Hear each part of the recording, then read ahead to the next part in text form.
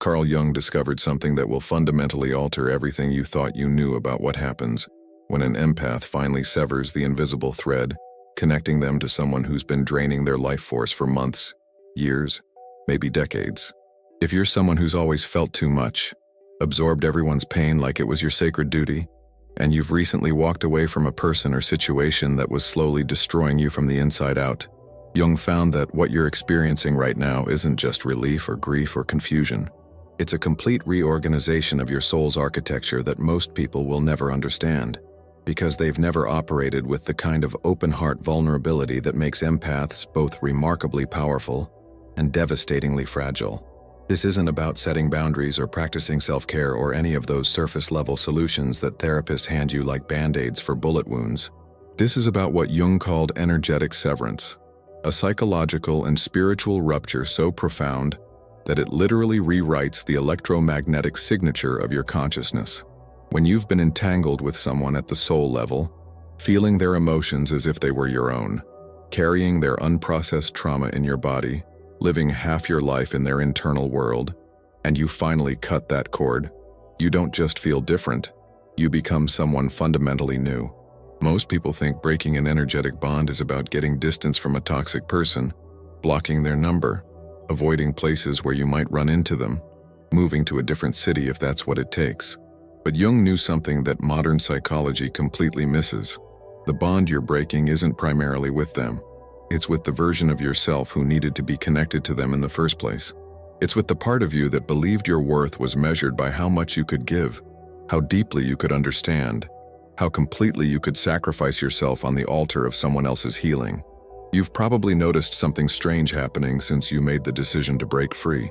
Maybe you feel lighter but also terrifyingly empty, like you've been carrying a weight for so long that without it, you don't quite know how to walk. Maybe you're experiencing what feels like withdrawal symptoms, your body actually craving the chemical cocktail it produced when you were enmeshed with this person, the adrenaline of trying to fix them, the dopamine hit of those rare moments when they seem to finally see you.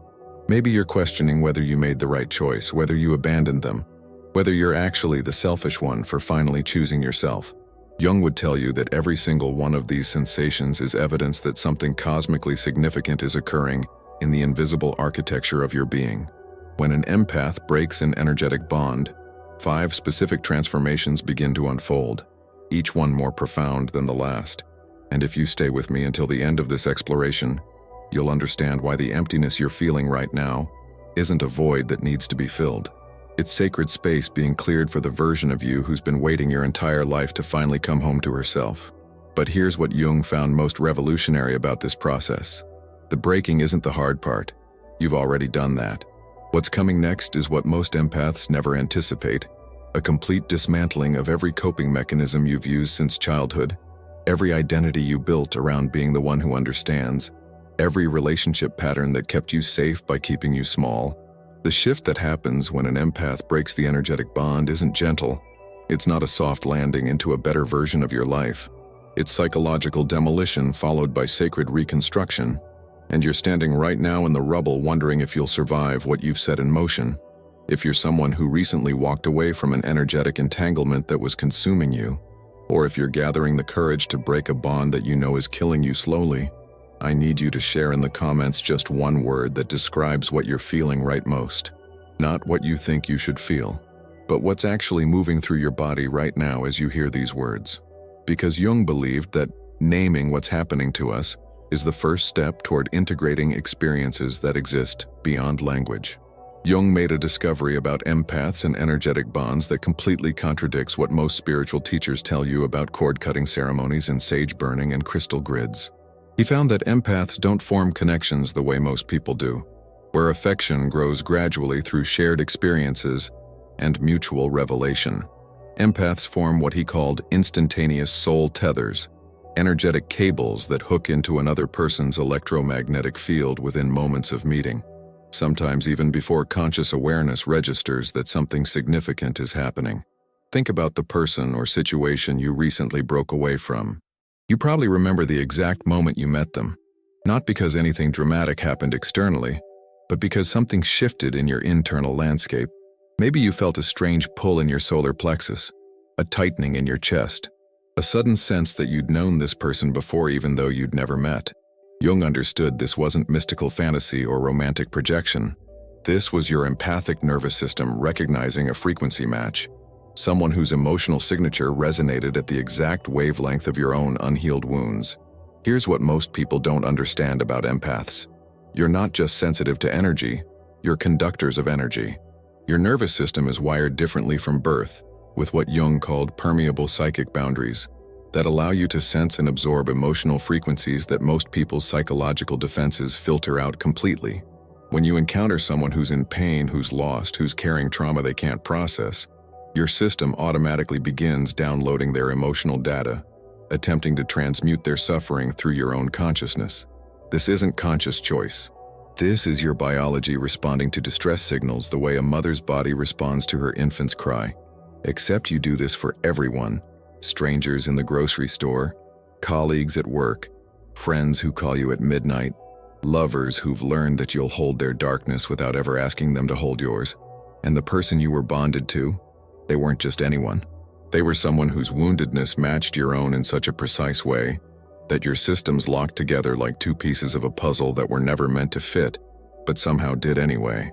Jung observed that empaths typically form these deep entanglements with people who are what he termed energetically bankrupt, individuals who've depleted their own life force through addiction, through unprocessed trauma, through refusing to do their own healing work, and who unconsciously seek out empaths because they can feel that you have an excess of vitality that you'll freely give away.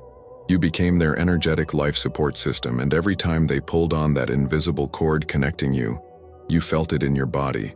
A sudden drain, a wave of exhaustion, an unexplainable heaviness that had nothing to do with your own life and everything to do with theirs.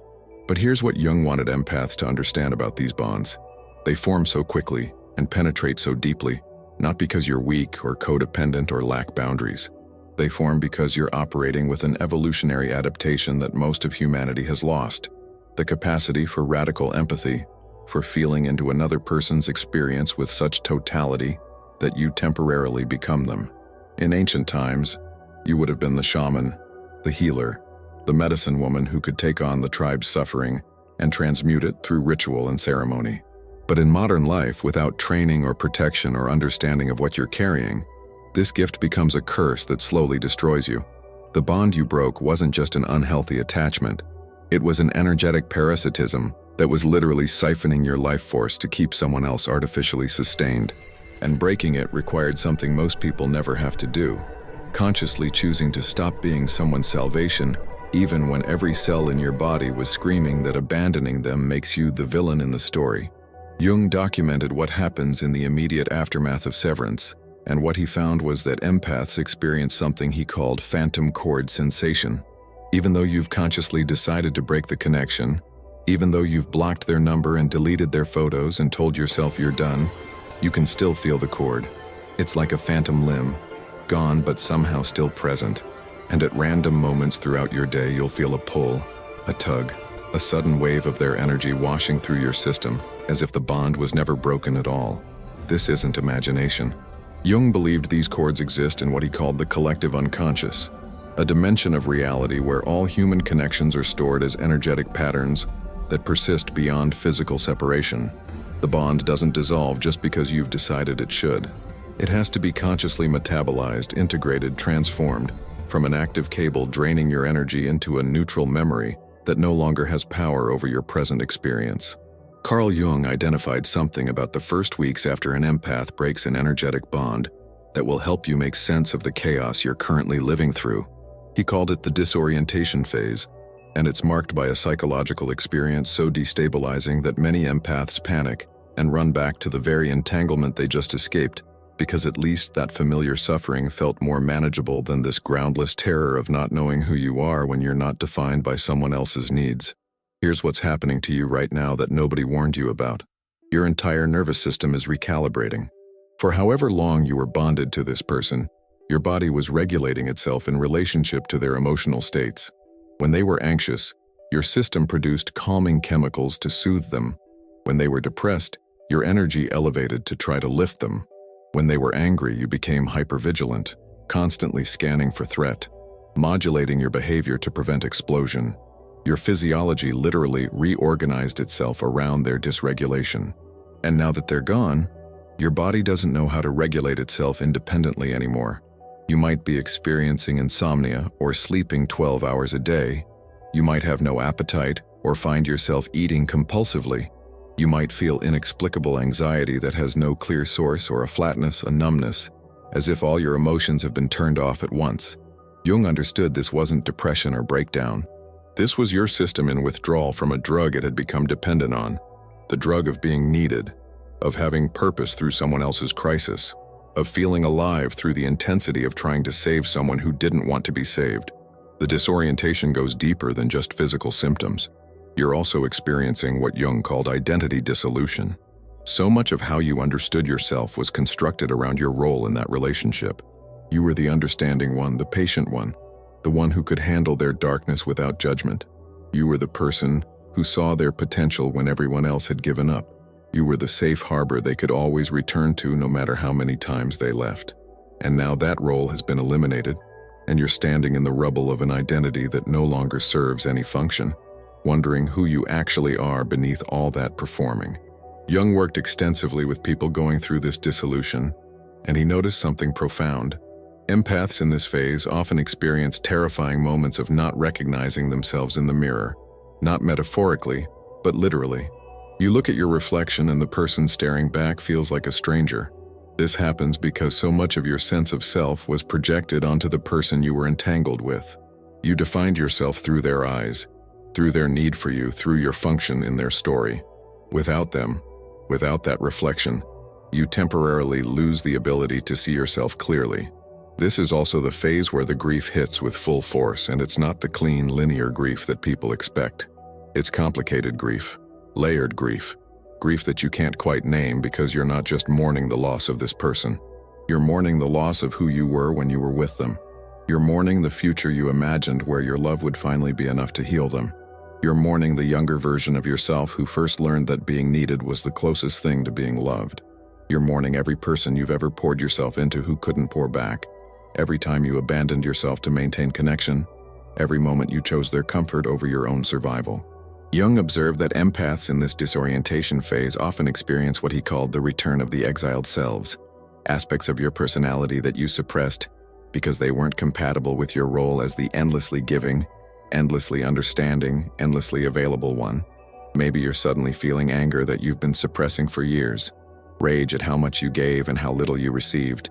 Maybe you're feeling selfish desires, wanting to focus on your own needs for once without feeling guilty about it.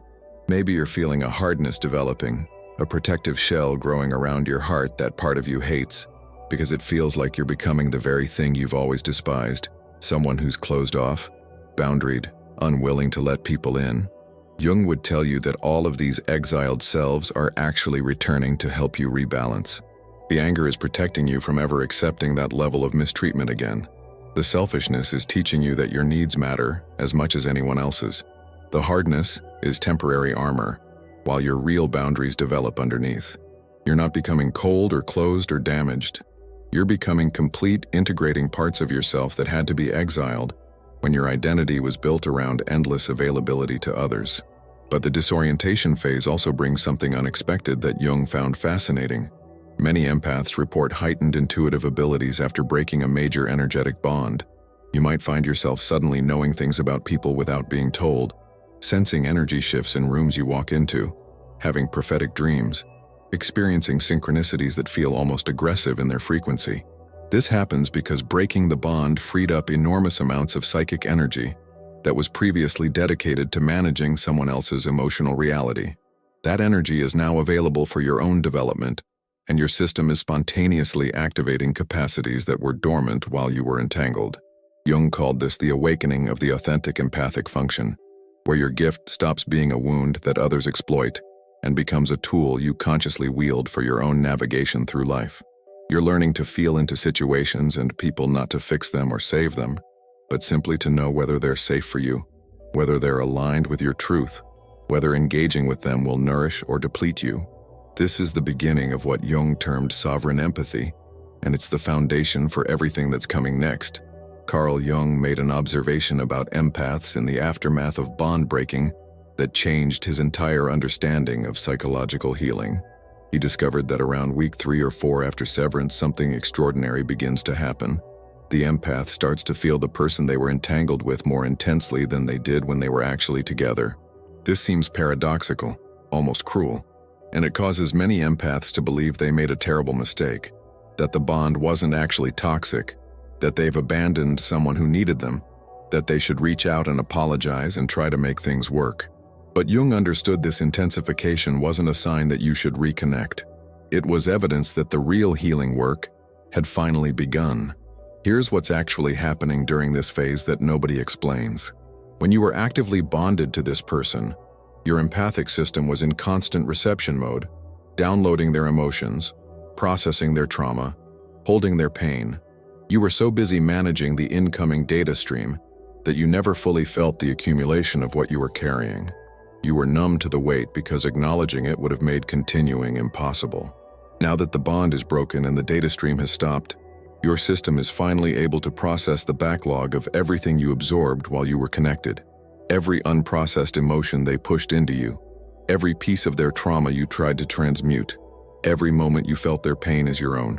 All of it is now surfacing to be felt, acknowledged, and released. This is what Jung called the purging phase, and it's the psychological equivalent of your body purging a poison that's been slowly accumulating in your tissues. You might wake up sobbing and not know why. You might feel sudden waves of rage that seem disproportionate to anything happening in your present life. You might experience physical sensations that don't make sense, tightness in your chest, nausea, inexplicable body pain that moves around, symptoms that doctors can't diagnose because they're not medical, they're energetic. Your body is literally detoxifying from the foreign emotional material you've been storing, and it has to come out through tears, through trembling, through rage, through whatever channel your system knows how to use.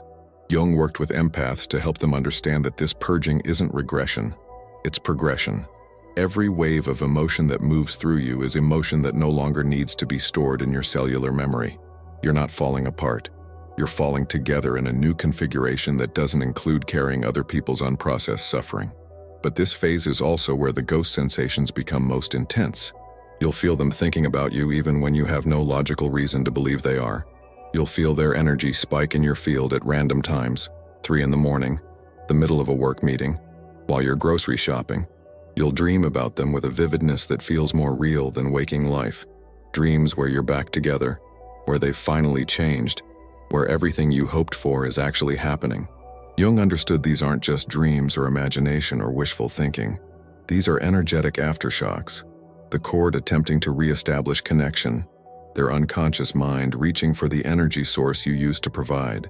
When someone has been feeding off your empathic energy for an extended period, their system becomes dependent on that supply. And when you cut them off, they experience their own form of withdrawal that often manifests as unconscious energetic reaching, their soul essentially calling out for the sustenance you used to give. This is why so many empaths report that the person they've broken away from suddenly starts trying to reestablish contact during this phase. They show up unexpectedly. They send mysterious messages. They reach out through mutual friends. Jung called this hoovering, the unconscious attempt to draw you back into energetic entanglement because they can feel at the soul level that their supply line has been severed. And here's what's crucial for you to understand. If you respond, if you engage, if you allow yourself to be pulled back even for a moment of closure or explanation or one more conversation, the entire purging process resets. You've essentially reattached the cord, and your system has to start the detoxification process all over again. The strength required to maintain severance during this phase is extraordinary. Every cell in your body might be screaming at you to reach out, to check on them, to make sure they're okay, to explain yourself one more time, to try again with better boundaries this time. Your empathic nature interprets their energetic reaching as genuine need, and your instinct is to respond the way you always have, by abandoning yourself to provide for them. Jung would tell you that resisting this impulse is the single most important thing you can do for your own healing.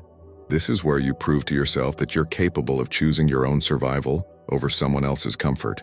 If you're in this purging phase right now, if you're feeling them more intensely than ever and questioning whether you made the right choice, I need you to drop a single word in the comments that describes what you're most afraid will happen if you don't go back. Because Jung discovered that beneath the pull to reconnect isn't love or concern. It's often a very specific fear that's been running your life since childhood. And naming that fear begins to dissolve its power over you. Carl Jung documented something that happens to empaths around the 2-month mark after breaking an energetic bond that very few people talk about, because it sounds too strange, too mystical, too removed from acceptable psychological discourse. But Jung never shied away from phenomena that existed beyond materialist explanation, and what he observed was this. Empaths who maintain severance through the purging phase begin to experience what he called the return of stolen vitality, a sudden rush of life force energy that feels almost supernatural in its intensity. You'll wake up one morning and notice that color looks different, more saturated, more alive. Food tastes more vivid. Music penetrates deeper. Your senses feel like they've been turned up, as if you've been living behind a veil that's suddenly lifted. You have energy you haven't felt in years, maybe decades. You want to move your body, create something, start projects you'd been putting off forever. You laugh more easily. You cry more freely. You feel more present in your actual life than you have since before the entanglement began. Jung understood this wasn't just psychological relief or the absence of stress. This was the literal return of energy that had been siphoned away through the energetic bond. Think about it this way. If you've been operating as someone else's life support system, a significant percentage of your vital energy was being redirected toward keeping them afloat. You were living on whatever remained after they'd taken what they needed, which is why you felt exhausted, depleted, running on empty for so long. Now that the cord is severed, that energy is returning to you, flooding back into your system, and your body doesn't quite know what to do with this abundance because it's been in scarcity mode for so long. This return of vitality is often accompanied by what Jung called the rage phase, and this is where many empaths get frightened because they've never experienced anger at this intensity before. Suddenly you're furious, not sad, not understanding, not compassionate, but genuinely enraged at how much you gave and how little you received, at how long you tolerated treatment that was slowly killing you, at all the times you silenced your own needs to accommodate someone else's limitations, at the people in your past who trained you to believe that your value came from how much you could sacrifice. Most spiritual teachings will tell you that anger is a lower vibration emotion that you need to transcend or transmute. But Jung knew something that New Age philosophy misses completely. Anger is the guardian of your boundaries, the psychological immune system that fights off violations of your sovereignty. For empaths who've spent their lives absorbing everyone's emotions and taking responsibility for everyone's healing, anger is often the first emotion that's genuinely yours, not something you picked up from someone else, not a response to someone else's needs, but a pure expression of your own violated boundaries finally being acknowledged. Jung encouraged empaths to feel this rage fully without acting destructively on it. You don't need to send angry messages or confront the person who drained you or punish them for what they took. The rage isn't really about them anyway. They were just the most recent in a long line of people who've taught you that your needs don't matter as much as everyone else's. The rage is about finally recognizing how profoundly you've betrayed yourself, how many years you've spent available to everyone except the person who needed you most, which was always you. This anger, Jung discovered, becomes the fuel for what comes next, the reconstruction of your boundaries. Empaths don't lack boundaries because they're weak or codependent or damaged. Empaths lack boundaries because they were conditioned from early childhood to believe that having boundaries makes them selfish, unloving, not spiritual enough, not evolved enough, not compassionate enough. You learn that love means complete availability, that caring means absorbing other people's pain, that being good means never saying no, even when yes is killing you. The rage burns away that conditioning. It gives you the strength to start saying no without explanation, without guilt, without the need to soften it or apologize for it. You start recognizing when people are trying to pull on an energetic cord that no longer exists, when they're testing to see if you'll slip back into your old role, when they're expecting you to manage their emotions or fix their problems, or provide the endless understanding you used to offer. And instead of automatically complying, you feel the anger rise up like a protective force field, and you simply disengage. Jung observed that this is the phase where empaths often lose people they thought were friends, because many of the relationships you maintained were actually one-directional, people who came to you for support, but were never available when you needed them. People who valued you for what you could give but never saw you as a complete person with needs of your own. When you stop functioning as an emotional dumping ground, when you stop being the perpetually understanding one, when you start requiring reciprocity, those people disappear, and their departure, as painful as it might feel, is actually evidence that your new boundaries are working. But here's what Jung found most important about the rage phase. It's temporary. The anger isn't who you're becoming. It's a necessary fire that burns away what no longer serves you, so that something new can grow in the cleared ground. You're not turning into a bitter person or a closed-off person, or someone who's lost their capacity for empathy. You're becoming someone who understands that empathy without boundaries is just another form of self-destruction. Carl Jung identified a transformation that happens to empaths somewhere between month 3 and month 6, after breaking an energetic bond that marks the beginning of what he considered the most profound shift in human consciousness a person can experience. He called it the integration of the sovereign empath, where you finally understand that your empathic gifts were never meant to be weapons others could use against you, but tools you could wield consciously for your own navigation and protection. Here's what integration looks like in practical terms. You start being able to feel into people and situations without taking on their emotional content. You can sense someone's pain without believing it's your responsibility to fix it. You can recognize when someone is in crisis without abandoning yourself to rescue them. You can offer compassion without offering yourself as a sacrifice. This discernment, Jung found, is what separates mature empathy from wounded empathy, and most empaths never develop it because they never break the bonds that kept them practicing empathy as self-destruction. You're also developing what Jung called energetic literacy, the ability to read the quality of energy someone brings into your field before they even speak. You can feel when someone is trying to pull on you, when they're approaching with hidden agendas, when their friendliness masks an expectation that you'll perform your old role. And instead of giving them the benefit of the doubt the way you used to, instead of trying to understand why they're being that way, instead of making excuses for behavior that doesn't honor you, you simply create distance. Not with drama or explanation, just a quiet withdrawal of your availability. Jung observed that integrated empaths become almost invisible to energy vampires. It's as if you're emitting a new frequency that people who want to take can no longer perceive. The ones who are attracted to you now are fundamentally different. People who are doing their own work, people who have something to offer, people who understand that relationship is about mutual nourishment, rather than one person depleting themselves to keep the other artificially sustained. You're no longer a match for takers because you're no longer broadcasting availability to be taken from. But integration also brings something unexpected that Jung found both beautiful and bittersweet. You start grieving the years you spent not knowing what you know now. All the relationships where you gave everything and received nothing. All the times you tolerated mistreatment because you didn't understand you had a choice. All the moments you silenced your own needs because you believed that's what love required. This grief is different from the grief in earlier phases. It's not about the person you broke away from. It's about the you who didn't know she deserved better. Jung would tell you to honor this grief without dwelling in it. Yes, you lost time. Yes, you gave yourself to people who couldn't value what they were receiving. Yes, you suffered unnecessarily because you didn't have the awareness you have now.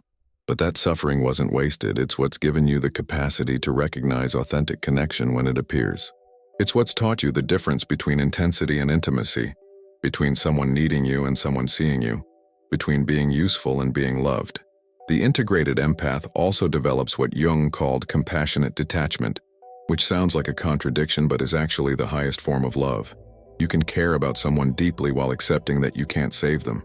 You can see their potential while acknowledging they're not living it. You can understand why they behave the way they do while still holding them accountable for the impact of that behavior. You can wish them well while maintaining boundaries that keep you safe from their dysfunction. This is the phase where many empaths finally understand what Jung meant when he said that the meeting of two personalities is like the contact of two chemical substances. If there is any reaction, both are transformed. The person you were bonded to transformed you, but not in the way they intended. They didn't drain you into non-existence the way it felt like they were trying to do. They forced you to develop strength you didn't know you possessed, boundaries you'd never formed, self-worth that couldn't be shaken by someone else's inability to see your value. And here's the paradox Jung loved to point out. By breaking the bond, By choosing yourself, by refusing to continue being someone's energetic life support, you've actually given that person the greatest gift you could give them, the opportunity to learn to sustain themselves. As long as you were there providing energy they weren't generating on their own, they had no reason to change. Your departure creates a crisis that might finally force them into their own healing journey. Or it might not. But either way, it's no longer your responsibility. If you're recognizing yourself in this integration phase, if you're starting to feel like you're finally coming home to yourself after years of being exiled in service to other people's needs, share in the comments what you're most looking forward to now that you're no longer carrying what was never yours to carry. Because Jung believed that articulating our becoming helps make it real, solidifies the transformation so it can't be undone by old patterns calling us back. Carl Jung spent his later years reflecting on what he'd observed in empaths who successfully completed the journey from energetic entanglement to sovereign wholeness, and what he concluded was revolutionary. He found that these individuals developed what he called the transcendent function, a psychological capacity to hold paradox without needing to resolve it, to experience opposing truths simultaneously without being torn apart by the contradiction. The transcendent function manifests in empaths as the ability to be simultaneously open and boundaried, soft and strong, compassionate and self-protective, available and sovereign. You're no longer swinging between extremes, either completely porous and absorbing everything or completely shut down and feeling nothing. You've found the sacred middle path where you can let love in without letting violation in, where you can offer presence without offering yourself as collateral damage, where you can care deeply without caring so much that you forget to care about yourself.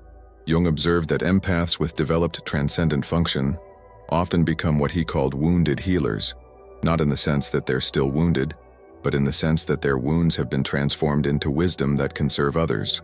You now have experiential knowledge of what it means to be entangled, to be drained, to lose yourself in someone else, to break free, to reclaim your energy, to rebuild yourself from the ground up. That knowledge isn't theoretical. It's lived in your cells, and it makes you capable of recognizing and supporting others who are navigating similar territories. But Jung was very clear that becoming a wounded healer doesn't mean returning to your old pattern of taking responsibility for other people's healing. The healed empath doesn't heal by fixing or saving or taking on other people's emotional labor. The healed empath heals by being a living demonstration of what's possible when you finally choose yourself, when you develop the courage to disappoint people rather than betray yourself, when you learn that your empathy becomes exponentially more powerful, when it's protected by boundaries that honor your own humanity. This is also the phase where Jung found that empaths often experience what he called the return of creative vitality. All that energy you were pouring into managing someone else's emotional reality is now available for creation, for art, for projects, for building the life you've been postponing while you were entangled. You might find yourself writing, painting, dancing, starting the business you've been dreaming about, pursuing the education you put on hold, traveling to places you've always wanted to go. You're finally living your life instead of being a supporting character in someone else's story. Jung noticed something profound about empaths in this phase. They stop asking why this happened to them and start asking what this made possible. The entanglement stops being a tragedy you survived and becomes an initiation you completed. The person who drained you stops being a villain in your story and becomes a teacher who showed you exactly what you needed to learn about your worth, your boundaries, your right to exist for yourself, instead of in service to everyone else's needs. This reframing isn't about toxic positivity or pretending the pain wasn't real. It's about recognizing that your pain had purpose, that it broke you open in ways that revealed capacities you didn't know you possessed, that it forced you to develop psychological muscles that most people never need to build because their lives follow easier paths. You're not grateful for the suffering, but you're grateful for who you became because of it. And that's a distinction Jung considered crucial. The empaths Jung studied who reached this level of integration often reported a strange phenomenon. They would occasionally encounter the person they'd broken away from, in person or through social media or through mutual friends, and feel absolutely nothing. Not anger, not longing, not even curiosity. Just neutral recognition that this person exists in the world and their existence has nothing to do with your life anymore. Jung called this energetic neutrality, and it's the surest sign that the bond is completely dissolved. Not just physically broken but psychologically integrated. But perhaps the most beautiful aspect of this final phase is what Jung termed the return to innocent empathy, where you rediscover the original gift that existed before it was weaponized against you. You can feel deeply again without fear that your feeling will destroy you. You can connect authentically without terror that connection will mean losing yourself. You can love openly without the need to protect yourself through emotional withholding. The difference is that now you're choosing when and with whom and how much, and that choice makes all the difference. Jung believed that empaths who complete this journey become some of the most powerful forces for transformation in human consciousness, because they've learned something most people never learn: that love without self-betrayal is possible, that depth without destruction is achievable, that you can honor your empathic nature while honoring your own sovereignty, and that paradox, that integration, that wholeness, is what the world desperately needs more of right now. Carl Jung's final insight about empaths who break energetic bonds was perhaps his most profound, and it's what I want to leave you with as we close this exploration together. He discovered that the shift that happens when an empath severs an entanglement isn't just personal healing, it's evolutionary. Every time an empath chooses themselves, maintains their boundaries, refuses to return to a bond that was destroying them, they raise the collective consciousness around what love can and should be. You're not just healing yourself. You're healing the lineage of empaths who came before you. The grandmother who gave herself away to an alcoholic husband. The mother who sacrificed everything for children who never learned to appreciate her. The aunt who spent her life caring for aging parents who never cared for her when she was young. You're healing forward too, showing the younger empaths in your life that there's another way, that empathy doesn't have to mean self-destruction, that feeling everything doesn't mean you have to carry everything. Jung understood that we're all part of a collective story, and when one person transforms their relationship with a destructive pattern, they make that transformation more accessible for everyone else navigating similar territory. Your breaking away wasn't just about you and one toxic person. It was about you standing up and saying that the old paradigm where empaths are expected to drain themselves dry in service to people who refuse to heal themselves, that paradigm ends here, with you, in this moment. With this choice. I want to honor something in you that might not have been honored enough throughout this entire journey. You had the strength to break a bond that most people would have stayed entangled in forever, because leaving felt harder than staying. You had the courage to disappoint someone, to be seen as selfish or cold, or not understanding enough, rather than continue betraying yourself. You had the wisdom to recognize that some connections, no matter how intense, no matter how much potential they seem to hold, are fundamentally incompatible with your survival and your sovereignty. That strength, that courage, that wisdom didn't come from a book or a therapist or a spiritual teaching. It came from the depths of your own being finally screaming loud enough that you couldn't ignore it anymore. And you listened. You chose yourself, even when choosing yourself felt like the hardest thing you'd ever done. And that choice, Jung would tell you, is the moment you stopped being a victim of your empathic nature and became the conscious wielder of one of the most powerful gifts human consciousness can possess. If this exploration has helped you understand what you've been going through, if it's given language to experiences you thought you were navigating alone, I would be deeply honored if you'd take a moment to share in the comments what your biggest insight was from this journey we've taken together. What understanding landed deepest? What truth are you taking with you as you continue rebuilding yourself? Your words might be exactly what another empath needs to hear to find the courage to break their own destructive bond. And if you found value in this deep dive into Jungian psychology applied to the empath experience, I'd love for you to subscribe so we can continue exploring these territories together. Share this video with another empath in your life who might be struggling right now, who might need to know that what they're going through isn't weakness or failure, but initiation into a more powerful version of themselves. Thank you for trusting me with this time, for having the courage to look at the most painful aspects of your journey and find meaning in them, for being willing to transform rather than simply survive. Your empathic heart isn't broken. It's breaking open into its most authentic expression, protected by boundaries that honor your sacred worth. I see you, I honor your journey, and I'm grateful you're here, doing this profound work of becoming whole. Until we meet again in the next exploration of what it means to be human, to feel deeply and to love consciously,